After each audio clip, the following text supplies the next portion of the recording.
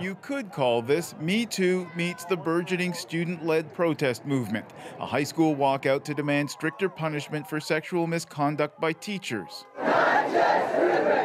Under new legislation enacted on Wednesday, Ontario teachers found guilty of groping or sexually touching students automatically lose their teaching licenses. But these students say those new rules don't go far enough. Everybody knows a young person. Student Sarah Escalon-Sotomayor wants them to apply to teachers engaging in other sexually inappropriate behavior. Sexual misconduct shouldn't be allowed in schools, and the legislation isn't clear about whether teachers found guilty of sexual misconduct will have their licenses revoked. She gives the example of a teacher currently on home assignment pending an investigation after years of complaints about sexually inappropriate comments. This caused an outrage at my school, especially when it came out that these allegations against him weren't adequately investigated for 5 years. But employment lawyer David Witten says the new rules may already be too broad.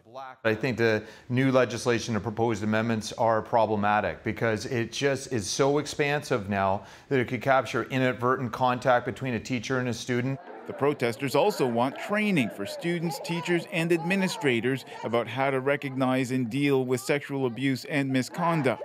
In just a month, they have collected 17,000 signatures on a petition. It's really great that we have so much support. Students are passionate. They're tired of not having their voices heard.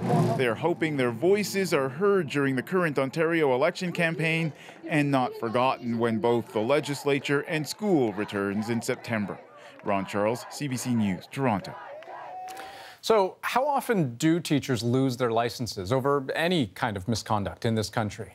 Well, CBC News Marketplace investigation found that 374 teachers had their certificates pulled between 2005 and 2015, the overwhelming majority in Ontario. Excluding Quebec, Canada revokes only about 1 in 5,800 teaching licenses every year. Down south in the States, that rate is about 30% higher.